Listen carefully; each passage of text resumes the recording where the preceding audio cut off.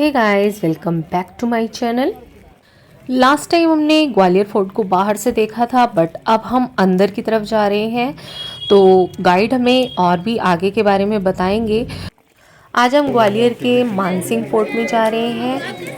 ये फोर्ट 1508 में राजा मानसिंह तोमर के द्वारा बनाया गया था और बाद में यहाँ मुगलों का शासन हो गया था। ये वो जगह है जहाँ पर कि राजा मानसिंह तोमर के अंगरक्षक खड़े हुआ करते थे। हाथी खड़ा करते थे, हाथी को बड़ी सीट लगाते थे, उसको बोलते हैं औधा। हमारी हाँ यहाँ औधे पर बैठ कर निकल जाते थे। और राजा के लिए होते थे बड़े बड़े औधे। औधा मतलब जैसे शिकार के लिए खेले जाते थे, हंटिंग तीर कमान वगैरह भाले डाले जाते थे।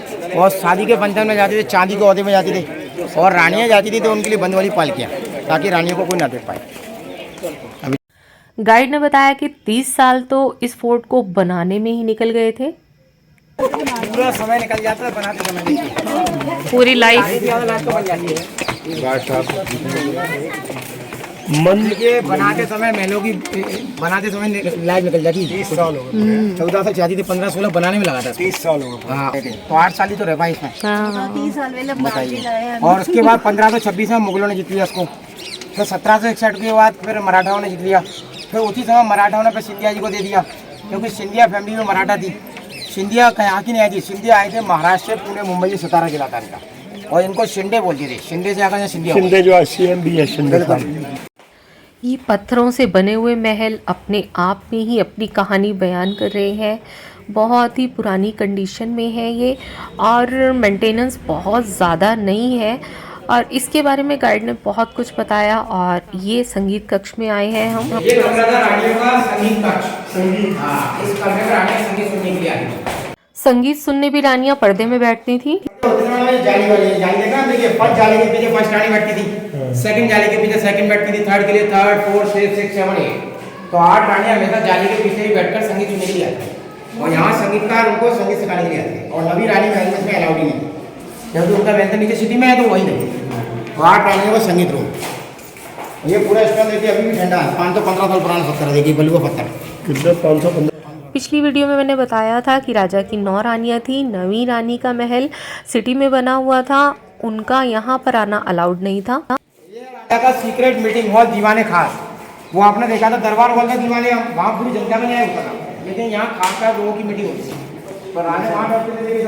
राजा की ऊँची वाली सीट होती थी, मानसी कमर।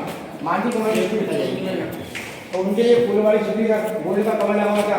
रानियां उनकी पर्दा करती थी। ये रानियों को पर्दे जाली वाले झोलों पे देती, क्योंकि रानियां मेरा पर्दे के पीछे बैठा करती थी। राजा के फैमिली मेंबर वहाँ बैठते थे, देखिए सर, कोपल वाले पर्दे में। लेकिन नवी रानी भी यहाँ आती थी, क्योंकि नवी रानी की कंडीशन सेकंड वाली ये थी, उन्होंने कहा था फाइटिंग की मीटिंग में और लड़ाई में साथ में रहो।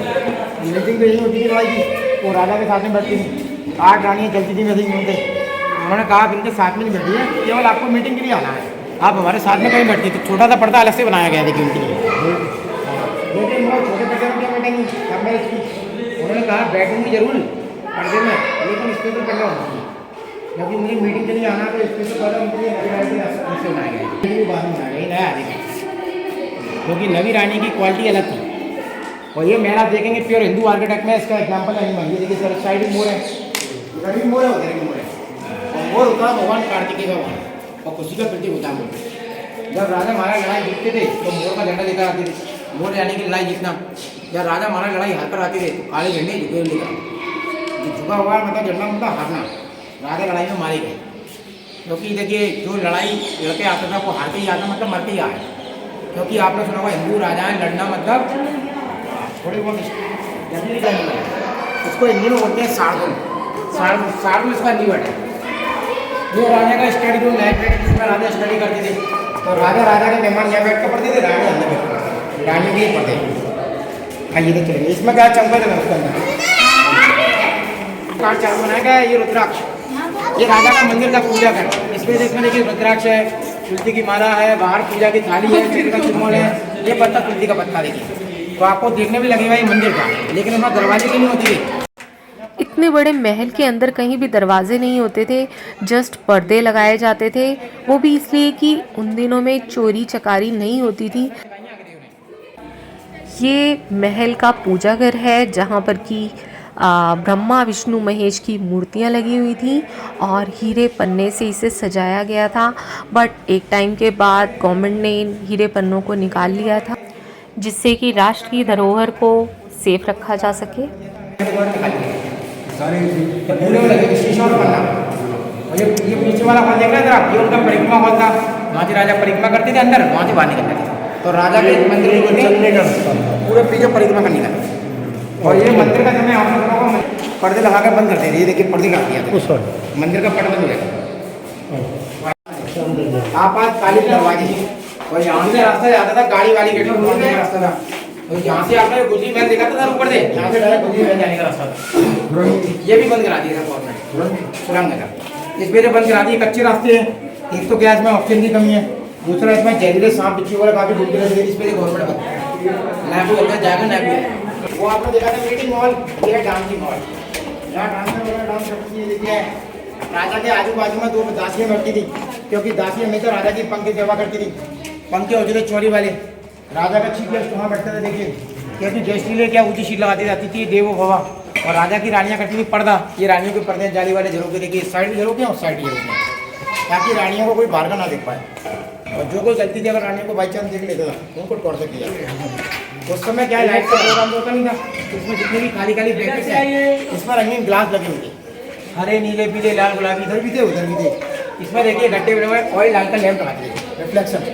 इसकी लाइट इस पर, उसकी लाइट इस पर, रिफ्लेक्शन की लाइट पूरे कमरे में ये पुरानी फोटो। और ये देखिए सर, ये डांसिंग मॉल था। डांसर पैरों में क्या मानती है, घुंघरू। तो देखिए गेट के बाहर घुंघरू बने हुए, ये देखिए ये हर जगह, यहाँ से लेके वहाँ तक घुंघरू के स्टेप है। ये उनके मेकअप रूम थे, इसमें डांसर चैनिंग करने के बाद डांस करते। ये चैनिंग।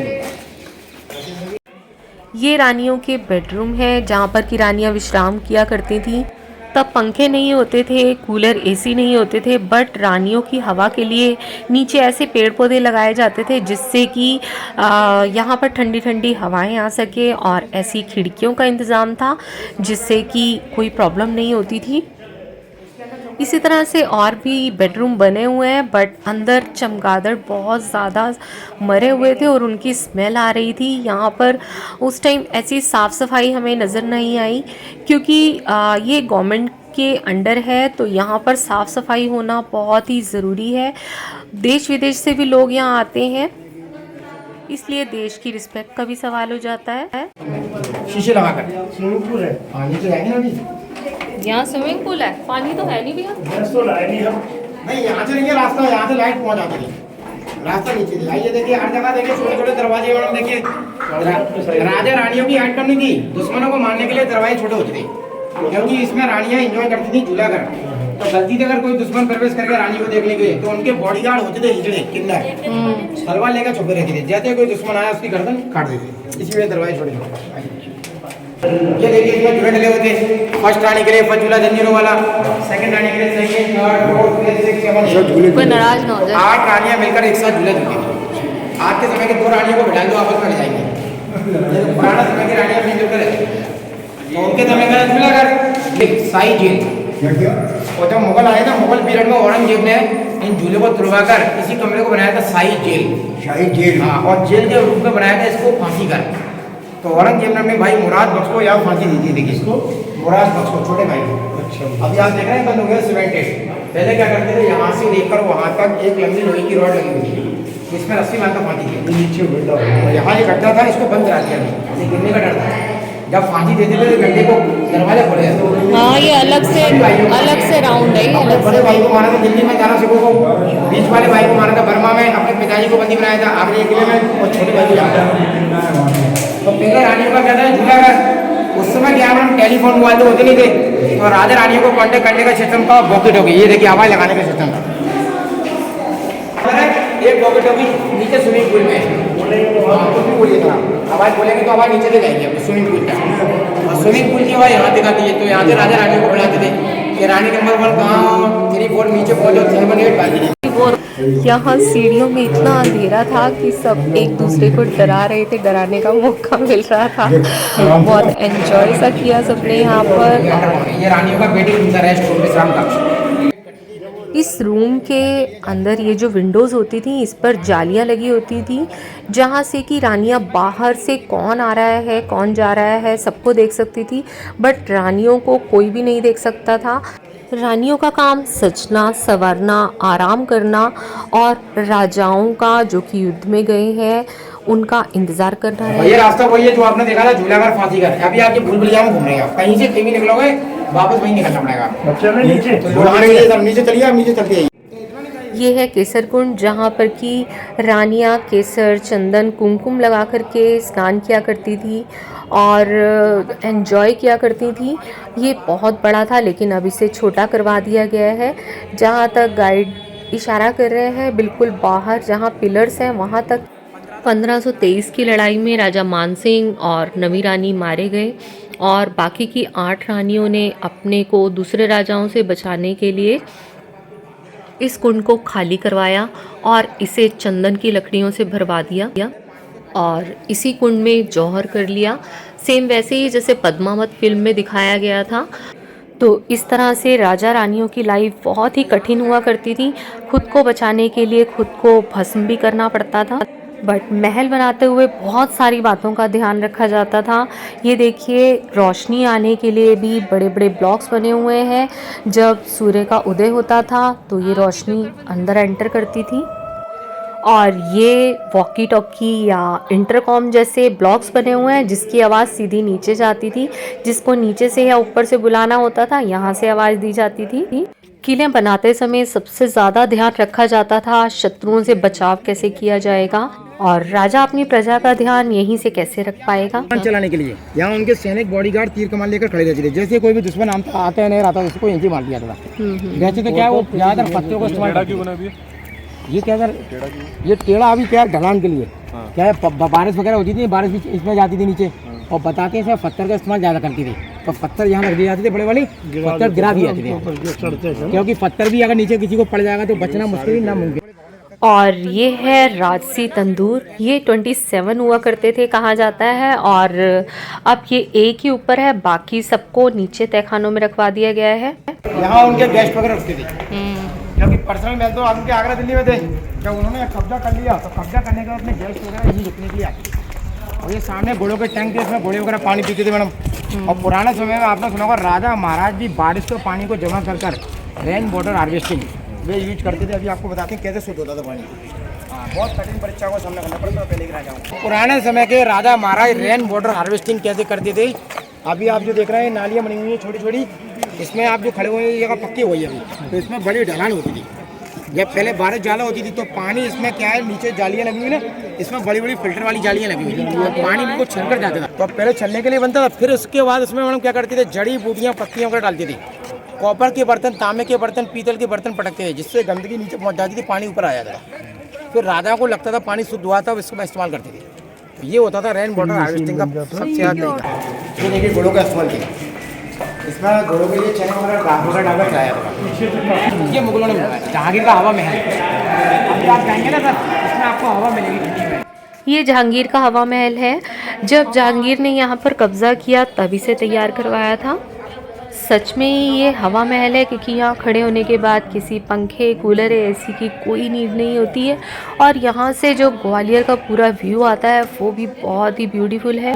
अभी तक गाइड ने ये नहीं बताया था कि राजा मानसिंह ने 8 रानियाँ होते हुए भी नवी रानी से विवाह क्यों किया।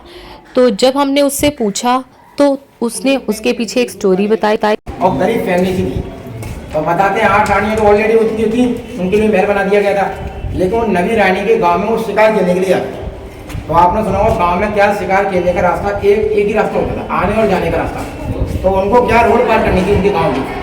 तो बताते हैं रोड पार करते समय दो भैंसें आपस में लड़ रही थी।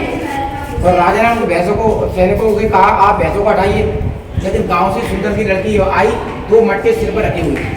उसने मटकों को जमीन में रखा और राजा से कहा महाराज मैं इनको हटाती हूँ, मैं ऐसी गाँव की रहने वाली हूँ। राजा ने कहा आप ऐसे अकेले कैसे हटाओगी, लड़ने वाली रहते हैं, आपको कुछ दिक्कत आ गई तो क्या कर लोगी। उन्होंने कहा पहले देखिए। तो उन्होंने भैंसों को सींगों को पकड़कर अलग कर दिया। ये देखकर राजा प्रसन्न हो गए, सोचने लगे कितनी सुंदर लड़की है, बगैर डर और भय के भैंसों को रोक सकती है तो आने वाले समय में युद्ध में भी फाइटिंग की मदद करेगी। तो उन्होंने उनसे पर्चा पूछा आप यहाँ जंगल में कैसे। तो उन्होंने कहा मैं दूध वाले की लड़की हूँ, इसी गांव में रहती हूँ, तो मैं यहाँ राउंड लगाने के लिए आई। तो उन्होंने कहा मैं आपसे शादी करूँगा। तो लड़की खुश हो गई। देखिए कोई भी राजा लड़की के साथ कोई प्रस्ताव रखे तो कोई मना करेगा, लेकिन उनमें क्या प्रेम बढ़ता चला गया। जब बाद में उनको मालूम पड़ा उनकी पहले से ही 8 रानियाँ हैं, तो उन्होंने बहुत माइंडेड थी, तो उन्होंने क्या 3 शर्तें रखी। पहली शर्त में उन्होंने कहा था महाराज मैं आपसे शादी जब भी करूँगी, मेरी पहली शर्त यह है कि मैं कभी पर्दा नहीं करूँगी, क्योंकि 8 रानियाँ आपकी पर्दा करती। दूसरा, जब भी आप लड़ाई के लिए शिकार के लिए जाओगे हमेशा साथ में चलूँगी लड़ाई में, क्योंकि स्ट्रॉन्ग थी वो लड़ने में। लेकिन तीसरी कंडीशन जानबूझ के रखी उन्होंने कि शादी के बाद मुझे अपने गांव का ही नदी का पानी पसंद है, मैं आपके कवाली का पानी नहीं पीऊंगा। पानी पीने की तो जानबूझ के रखी ताकि उनका महल उनके गांव में बनाया। लेकिन राजा जी बोलते थे, उन्होंने कहा आपकी आज्ञा का पालन होगा, लेकिन आपका महल आपके महल में नहीं बनेगा, आपके घर में नहीं बनेगा, गाँव में मेरे यहाँ ग्वालियर किले को बनेगा। तो आपने देखा होगा यहाँ भी बना सकते थे, यहाँ भी काफ़ी जगह थी, लेकिन इसकी ऊंचाई है 3 से फीट की ऊंचाई। तो यहाँ क्या उनके गाँव में चूने की पाइपलाइन नहीं आ पा रही, इसी वजह से उनका महल नीचे बनाया उन्होंने, और उन्हीं के गाँव से चूने की पाइपलाइन जाकर वहाँ से उनकी पाइप नीचे आ गई। और यहीं पर ही एक पुराना शिवलिंग भी है जो कि खुदाई के दौरान मिला था और इसको मेंटेन किया गया है। इसकी पूजा पाठ टाइम पर ही की जाती है। हमने भी यहाँ पर माथा टेका और भगवान शिव का आशीर्वाद लिया। में ब्रिटिश ऑर्डिनेंस रखती थी बारूद कारखाने, तो इसके अंदर उसके अंदर अंग्रेजों को द्वारा गोला बारूद हथियार वगैरह बनाए थे। अब थोड़ा बहुत डिपार्टमेंट हाईलाइट करना चाह रहा है तो इसको उन्होंने लेबर वर्किंग स्टाफ बना दिया और उसको उन्होंने वॉशरूम बना दिया। यही मेंटेनेंस है। जौहर मतलब जौहर में इतने बड़े कुंड नहीं बनते थे, जौहर होता था सम्मान का प्रतीक। तो बताते हैं इसमें सबसे पुराने राजाओं की लड़ाई में डेथ होती थी तो उनकी रानियां भागकर चंदन की लड़कियां इकट्ठा कर रानियों तो मरती थी, उनके साथ में दासियां ही मरती थी। और जहाँ जहाँ रानियों के साथ में दासियों ने जौहर किया है उनकी याद में बड़े बड़े तालाब और कुंड खुदवाए थे। तो उनकी याद में सम्मान का प्रतीक है बड़ा सा कुंड जौहर कुंड, जो 1232 का है। वैसे आपने सुना होगा सबसे बड़ा जौहर कुंड चित्तौड़गढ़ का है, जो रानी पद्मावती ने किया था। क्योंकि जौहर मतलब इस पे से चलती थी, पुराने समय के कुछ राजा अय्यास होती थी, मरने के बाद भी रानियों के शरीर के शोषण करती थी। तो रानियाँ सोचती थी मेरे मरने के बाद बॉडी को कोई टच ना करे, तो वो आग में जलती थी ताकि उनकी कोई बॉडी को कोई हाथ ना लगा पाए। और सती प्रथा उससे अलग है। सती तो राजा की बॉडी घर में आ जाती थी, उसके साथ में जलाई जाती थी। सती प्रथा होने का कारण था विधवा प्रथा, क्योंकि विधवा प्रथा बहुत गंदी प्रथा थी। विधवा को क्या काल कोठी में करके रखते थे, मुंडन करके रखते थे, वाइट कपड़े और ब्लैक कपड़े पहना के रखते थे। जिस माँ बाप ने बच्ची को जन्म दिया वो माँ बाप बच्चे का चेहरा नहीं दिखती थी। वो सोचती थी आप हमारे लिए अशुभ हो, आप काल कोठी में रहोगे, बगैर नमक का खाना देते थे।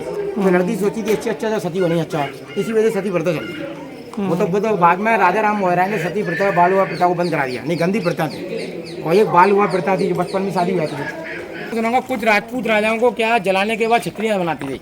तो ये राजा राजपूत राजा थे, जाट राजाओं में राजा भीम सिंह राणा ग्वालियर गौद के राजा थे। जब उनकी डेथ हुई थी तो उनकी बॉडी को वहीं जलाया गया था। तो आपने सुना होगा हिंदू राजा को जलाने के बाद छतरियाँ बनाते थे, स्मारक चिन्ह। स्मारक हो गया ना, हाँ स्मारक हो गया ना। सिटी पैलेस में, जयविलास पैलेस में बिल्कुल भी मेंटेनेंस नहीं है।